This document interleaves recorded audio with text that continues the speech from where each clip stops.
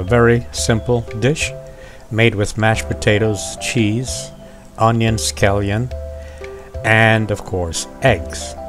Extremely simple. But first let's talk about how I got to that point.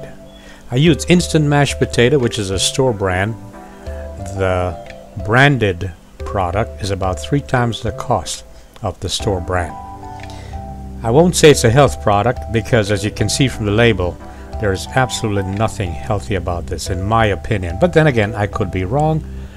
I'm just saying that there are so many ingredients that I cannot pronounce that I cannot endorse this product as a health product. I will say this, however, it's very, very easy.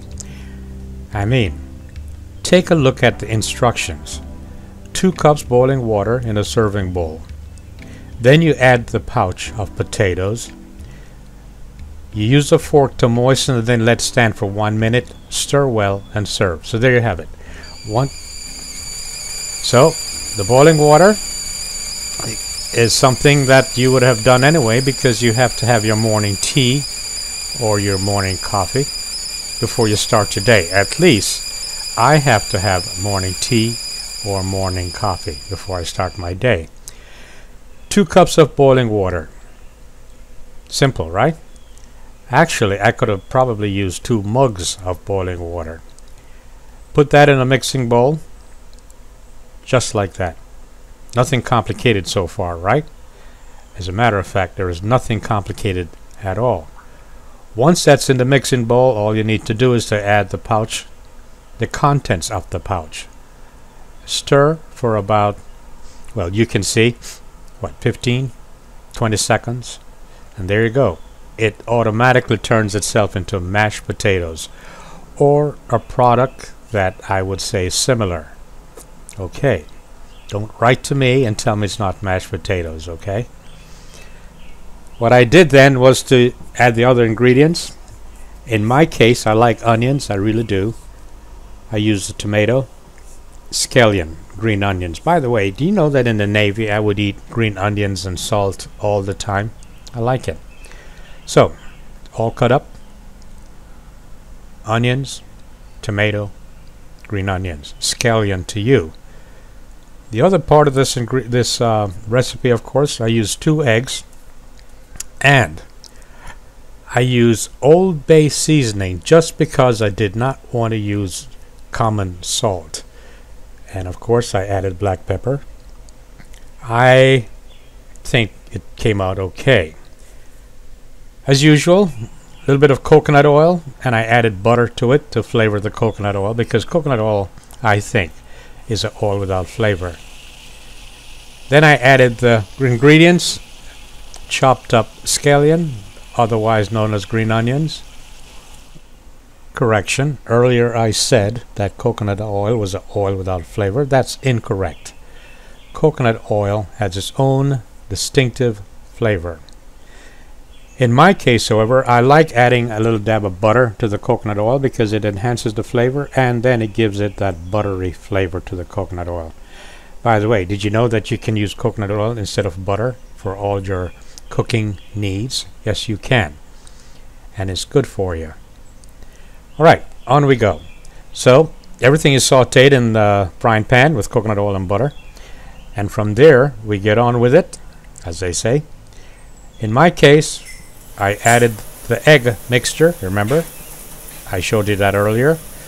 There was egg, Old Bay seasoning, and some black pepper. To that, I added some thyme. I like the flavor of thyme. If you are new to the use of thyme, I will caution you about one thing. This is the one spice that you can put way too much of in your cooking. Okay, grammatically that's incorrect. What I meant to say was you've got to be very careful about using thyme. Just a little bit of it, it's such a pungent spice, so just a little bit of it is good enough. Alright, so once that was done, all I did was to add the egg, sauteed egg with onion, scallion, tomatoes, to the mashed potatoes. Okay, it's not very neat because I wanted to show you in a real setting. This is what it looks like. On television, perhaps, they would have had their assistants to straighten it all out. On top of that, I added some grated cheese. Grated cheddar cheese. And once that's done, really, you're done, because every single thing in this food item can be eaten right now.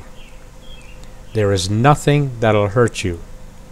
However, in my case, because I wanted the cheese to have sort of like a crust on top, I put it in an oven, set the temperature to approximately 400 degrees, and I used a timer.